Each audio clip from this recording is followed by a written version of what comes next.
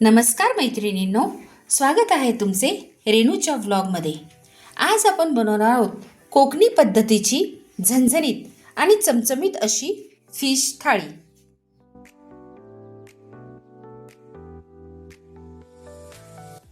मी 1 किलोच्या प्रमाणामध्ये ही ताजी सुरमई घेतली आहे। आता मी ह्याचे 2 भाग केलेत।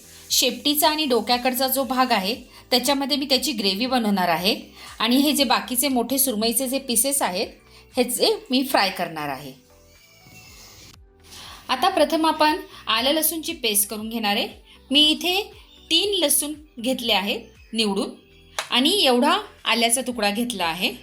तुम्हाला दाखवण्याकरता हा मी पीस ठेवला होता, त्याचे बारीक तुकडे करून घेतले आहेत आणि थोडी कोथिंबीर घेतली आहे। ह्याचं आपण मिक्सरमध्ये बारीक वाटण तयार करून घेणार आहे आणि ही आलं लसूणची पेस्ट आपण फ्राय करता आणि रस्सा करता वापरणार आहे। हे पहा, अशा पद्धतीने मी आलं लसूण आणि कोथिंबीरची पेस्ट करून घेतली आहे। आता याचे 2 भाग करून एक भाग आपण फ्राय करता आणि एक भाग आपण रस्सा करता वापरणार आहे।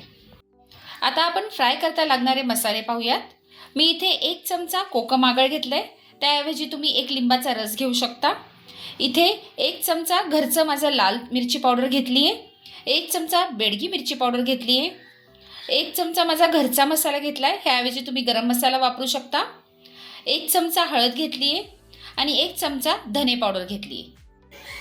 हे बघा, मी माझे आलं लसूण आणि कोथिंबीरीचे जे वाटण आहे ते काढले ह्यामध्ये। आता ह्यामध्ये मी घालते कोकम आगळ, हळद, धना पावडर, बेडगी मसाला, लाल मिरची पावडर, लाल तिखट माझं घरचं आणि माझा घरचा मसाला।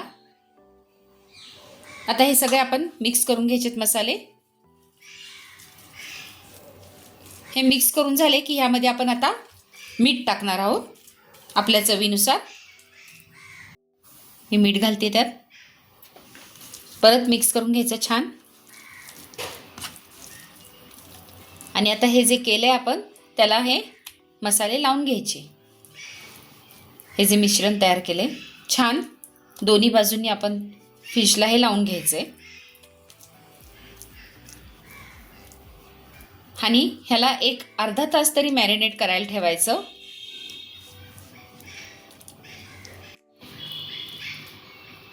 आता मी इथे 10 फिशचे पीसेस घेतलेत फ्राय करण्याकरता, त्या पद्धतीने मी हा मसाला घेतलाय।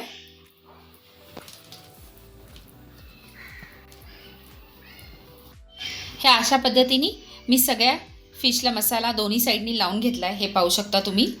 आता मी ह्याला अर्धा तास मॅरिनेट करायला ठेवते। हे पहा, मी अर्धा तास हे फिश मॅरिनेट करायला ठेवले होते। आता आपण ते तळायला घ्यायचे, त्याकरता मी इथे 2 चमचे तांदळाचं पीठ, 2 चमचे बारीक रवा आणि थोडंसं बेडगी लाल मिरची पावडर आणि मीठ हे एकत्र करून घेतलंय। आता हे जे मॅरिनेट केलेले पीसेस आहेत त्याला आपण हे लावून घेणार आहे सगळ्यांना। ह्या अशा पद्धतीने सगळ्या फिशच्या पीसला आपण ह्या अशा पद्धतीने लावून घ्यायचं। ह्यामुळे आपले फिश छान क्रिस्पी होतात।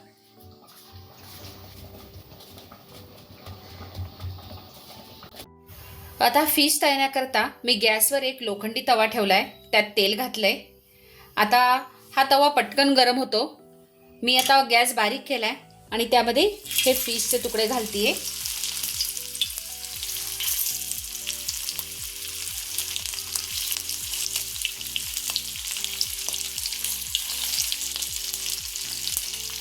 आता गॅस बारीक करून एक साईडने आपल्याला याला छान तळून घ्यायचंय, नंतर दुसरी साईड पलटी करायची आपण। आता आपण एक बाजूने तळले गेले असेल, एक बाजू पलटी करूया आता ह्या अशा पद्धतीने।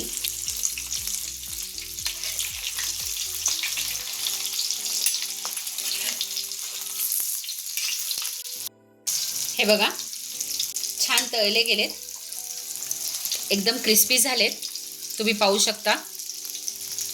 आता मी हे फक्त इथं एक साईडला ठेवतीये, म्हणजे ह्याचं तेल छान निथळलं जाईल आणि दुसरी बाजू सुद्धा छान तळली जाईल। ह्या अशा पद्धतीने ठेवून द्यायचे आपण. आता मी बाकीचे पीसेस टाकते यामध्ये. परत जेवढं तेलामध्ये मावत असेल तितकेच पीसेस आपण घालायचे त्यामध्ये फिशचे. हे सुद्धा मगाच्या सारखंच मी करणार आहे. गॅस बारीक करणार, बारीक गॅसवर थोडे तळून देणार, मग गॅस मिडियम करणार आणि मग बाजू पलटी करणार. छान क्रिस्पी झालेत, बघू शकता तुम्ही. हे अशा पद्धतीने आतून सुद्धा ते छान शिजलेत, हे बघा. आता आपण माशाच्या रश्श्याकरता लागणारं साहित्य पाहूया. मी इथं अर्धा गोटा जे सुकं खोबरं असतं त्यातलं अर्धं खोबरं घेतलंय बारीक चिरून. एक मोठा कांदा बारीक चिरून घेतलाय. तुम्ही 2 मध्यम आकाराचे घेऊ शकता. जे आपण आलं लसूण आणि कोथिंबिरीचं पेस्ट केली होती ती घेतली आहे. 3-4 कोकम घेतले आहेत आमसूल. 1 चमचा हळद, 1 चमचा धना पावडर, 1 चमचा बेडगी लाल मिरची पावडर आणि 2 चमचे माझा घरचा मसाला. आता फिशचा रस्सा बनवण्याकरता मी कढई गरम करत ठेवली आहे. त्यात मी आता तेल घालते 1 चमचा. आता मी त्यामध्ये कोकम आगळ घालते. ते तेलावर थोडं परतायचं आपल्याला. त्यामध्ये मी जे कच्चं वाटण केलं होतं, कांदा खोबरं आणि आलं लसूण कोथिंबिरीची पेस्ट, ते घालते. कोकणी पद्धतीची फिश करी करताना कच्च्या वाटणाचाच वापर केला जातो.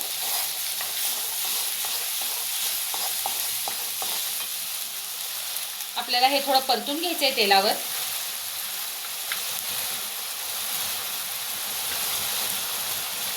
आता मी त्यामध्ये घालते हळद, धना पावडर, बेडगी लाल मिरची पावडर आणि माझा घरचा मसाला.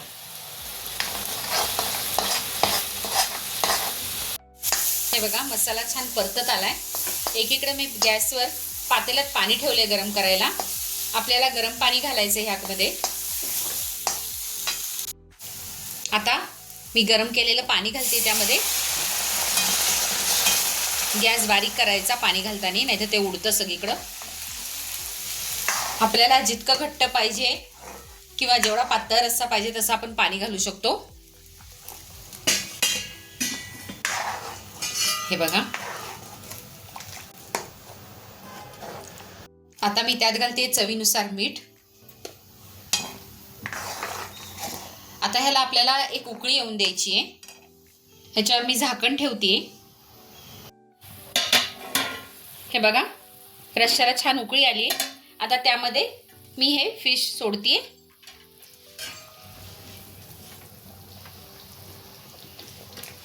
फिश टाकल्यानंतर एक 10 मिनिट आपल्याला शिजवायचे, जास्त शिजवायचे नाहीये. ते झाकण ठेवून शिजवायचे, अर्धवट झाकण लावायचं.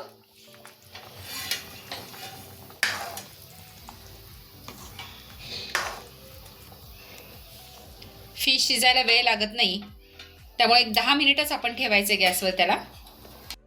हे बघा आपली ग्रेव्ही सुद्धा रेडी झाली आहे. माशाचा रस्सा तयार झालाय. सोलकढी बनवण्याकरता मी इथे अर्धी वाटी ओलं खोबरं घेतलं आहे, ते बारीक चिरून घेतलं आहे. 1 हिरवी मिरची घेतली आहे, मी त्यामध्ये घालते ही. आणि 1 लसूण पाकळी घालते त्यामध्ये. 1 अर्धा चमचा जिरं घालते त्यामध्ये. तुम्हाला पाहिजे असेल तर तुम्ही यामध्ये जिरा पावडर सुद्धा घालू शकता. आता हे सगळे मिश्रण एकत्र आपल्याला मिक्सरमधून बारीक करून घ्यायचे. मी अशा पद्धतीने मिक्सरमधून बारीक करून घेतलंय. आता मी यामध्ये 1 ग्लास पाणी घालतेय. आता परत एकदा आपल्याला मिक्सरमधून हे छान फिरवून घ्यायचंय. आता मी जे नारळाचं दूध काढले ते गाळणीने गाळून घेणार आहे. हे अशा पद्धतीने 1 चमचा घ्यायचा, त्यांनी ते हलवायचं आपल्याला. हे बघा असं दाबून घ्यायचं आपण ते. हे घट्ट असं पहिल्यांदा जे आपण फिरवतो ते निघतं, एकदम घट्ट दूध निघतं. आणि हा जो चौथा निघतो हा आपण बाजूला ठेवायचा आणि परत बाकीचं गाळून घ्यायचंय. हे बघा, हे असं घट्टसर दूध निघतं.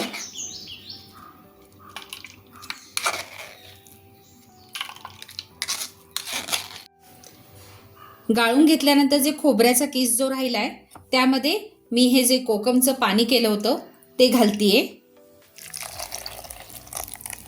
आणि पुन्हा एकदा हे सगळं एकत्र मी फिरवून घेणार आहे. हे अशा पद्धतीने मी मिक्सरमध्ये फिरवून घेतलं. आता पुन्हा एकदा आपण हे सगळं एकत्र गाळून घेऊया.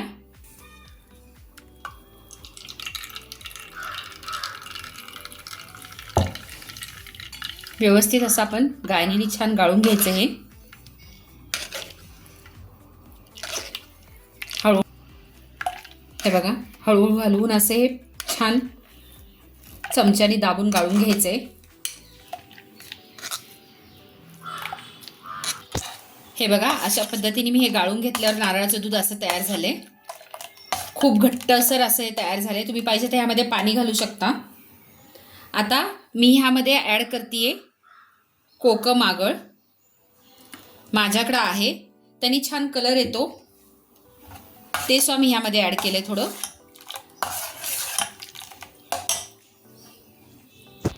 आता हा जो खोबऱ्याचा चोथा उरला आहे ह्याची आपण खोबऱ्याची चटणी बनवू शकतो किंवा वाटणामध्ये सुद्धा हे खोबरं वापरू शकतो. हे तसं काय वाया जात नाही.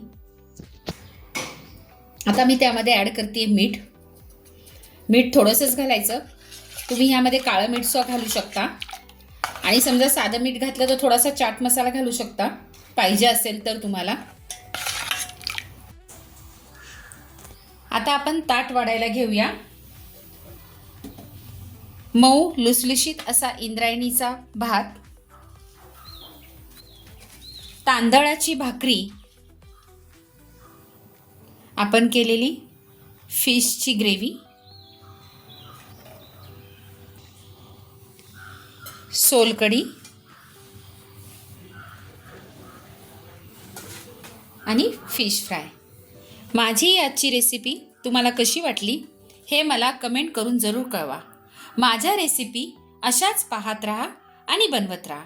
आणि हो, माझ्या चॅनेलला लाईक, शेअर, सबस्क्राईब जरूर करा. धन्यवाद.